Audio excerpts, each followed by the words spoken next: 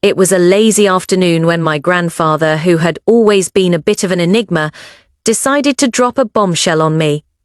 We were sitting in his study, the kind of room you could get lost in, bookshelves stacked with leather, bound volumes, fine art on the walls, and the soft tick of a grand clock filling the silence. He looked at me over his glasses, his eyes twinkling with mischief, and asked, "How do you spend your $4,400,000 trust fund?" I blinked, completely caught off guard. "What trust fund?" I stammered, my voice barely above a whisper. He chuckled, leaned back in his chair, and casually slid a piece of paper across the table.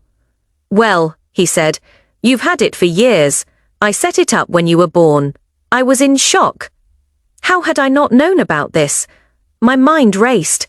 I had always been the responsible one, the one who kept things in check. But this was a game changer, Grandpa, I said, still in disbelief. "Why didn't you tell me?" He shrugged, a nonchalant smile playing on his lips.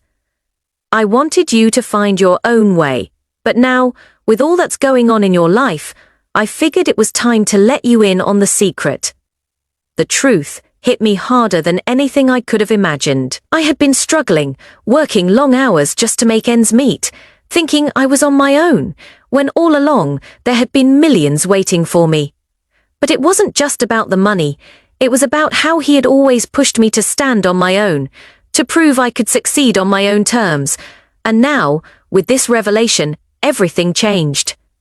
I had a decision to make. Should I take the money and live comfortably, or should I continue to work for my success, knowing that the trust fund would always be there as a safety net?